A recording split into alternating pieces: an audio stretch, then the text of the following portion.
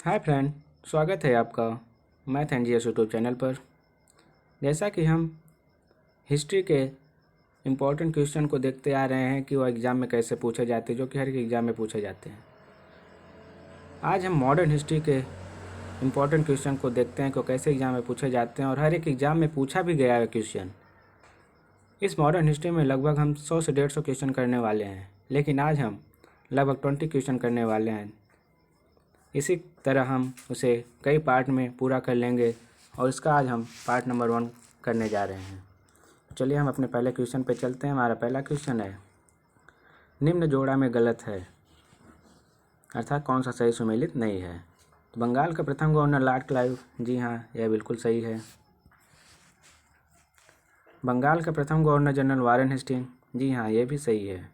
भारत के प्रथम governor general William Bentinck, जी हाँ, यह भी सही है। ऑप्शन नंबर डी है, उपरोक्त में से कोई नहीं, अर्थात सब के सब सही सुमेलित हैं, कोई भी गलत नहीं है, इसलिए हमारा ऑप्शन नंबर डी सही हो जाएगा। चलिए हम अपने अगले क्वेश्चन पर चलते हैं। अगला क्वेश्चन है, बंगाल में द्वैध शासन लॉर्ड क्लाइव ने लागू किया, लेकिन इसे समाप्त किसने किया था। तो इसे समाप्त करने का जो श्रेय जाता है वह वारेन हेस्टिंग को जाता है, याद रखिएगा। अगले क्वेश्चन पे चलते हैं। अगला क्वेश्चन है, किस एक्ट के द्वारा सर्वप्रथम प्रांतों में द्वैध शासन लागू किया गया था। तो जो एक्ट था वह एक्ट 1919 का था, लेकिन इस एक्ट का नाम क्या था। तो इस एक्ट का नाम मॉन्टेग्यू चेम्सफोर्ड था। क्या था, मॉन्टेग्यू चेम्सफोर्ड। या किस वायसराय के समय में आया था, तो यह चेम्सफोर्ड वायसराय के था, उसी के समय आया था, याद रखिएगा। अगले क्वेश्चन पे चलते हैं। अगला क्वेश्चन है, भारत में सिविल सेवा और पुलिस का जनक था। जो सिविल सेवा पुलिस का जनक था वह वारेन हेस्टिंग था। लेकिन अगर यह पूछ लिया जाए कि सिविल सेवा पुलिस सेवा का जो और अच्छे तरीके से मॉडिफाई किया था, तो वह लॉर्ड कॉर्नवालिस थे, याद रखिएगा। अगले क्वेश्चन पर चलते हैं। अगला क्वेश्चन है, निम्न में से किसे बंगाल का शेर कहा जाता है, जिसने फोर्ट विलियम कॉलेज की स्थापना किया था। तो बंगाल का शेर जो था वह लॉर्ड वेलेजली को कहा जाता था। किसे, लॉर्ड वेलेजली को। उसने ही फोर्ट विलियम कॉलेज की स्थापना की थी, जो कि कोलकाता में किया था। इसका राइट आंसर हो जाएगा option number B, Lord Wellesley. चलिए अगले क्वेश्चन पे चलते हैं। अगला क्वेश्चन है, किस भारतीय ने अंग्रेजी शिक्षा का समर्थन किया था। तो किसने किया था, राजा राम मोहन राय, जी हाँ, इन्होंने किया था। डी.के. कर्वे, जी हाँ, इन्होंने भी किया था। स्वामी दयानंद सरस्वती, जी हाँ, इन्होंने भी किया था। अर्थात हमारे ऑप्शन नंबर डी सभी ने इसका सही हो जाएगा। चलिए अगले क्वेश्चन पे चलते हैं।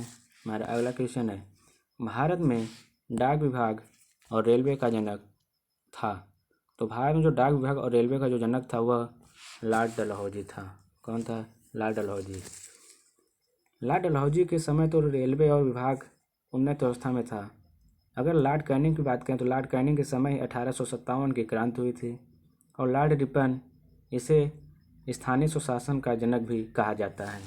चलिए अगले क्वेश्चन पे चलते हैं। अगला क्वेश्चन है, महारानी विक्टोरिया को कैसर हिंद या भारत की सामग्री कब नियुक्त किया गया। तो महारानी विक्टोरिया को भारत की सामग्री सन 1858 में घोषित किया गया था। कब, 1858 में, याद रखिएगा।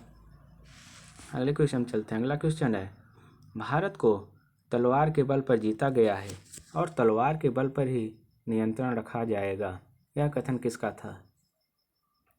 भारत को तलवार के बल पर जीता गया है और तलवार के बल पर ही नियंत्रण रखा जाएगा, यह कथन किसका है। तो यह कथन जो है लॉर्ड एल्गिन सेकंड का है। किसका है, लॉर्ड एल्गिन सेकंड का है, याद रखिएगा। अगले क्वेश्चन पर चलते हैं।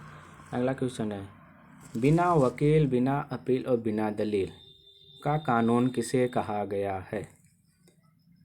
अभी हमने आपको बताया था कि 1919 में एक एक्ट आया था मॉन्टेग्यू चेम्सफोर्ड, जिसने प्रांतों में द्वैध शासन लागू किया था। और उससे 1919 में ही एक और एक्ट आया था जिसे रॉलेट एक्ट के नाम से जाना जाता है।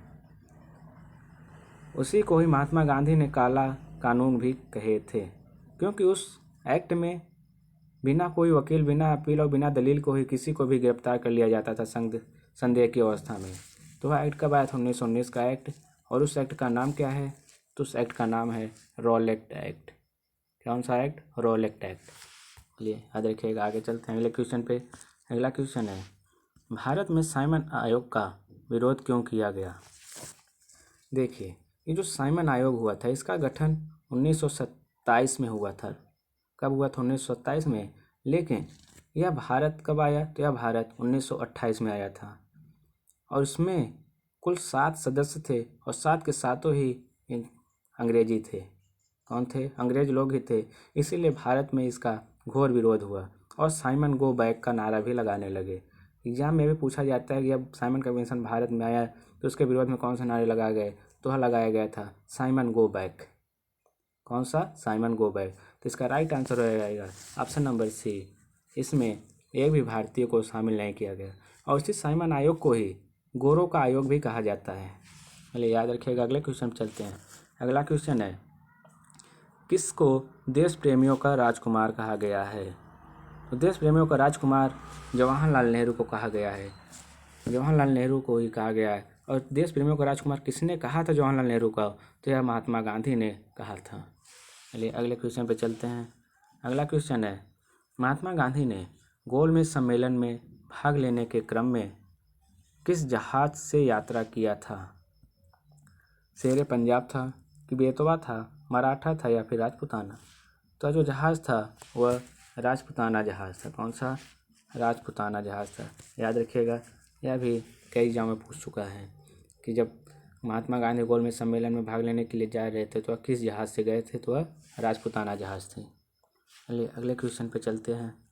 अगला क्वेश्चन है, मुस्लिम लीग का प्रथम अध्यक्ष कौन था?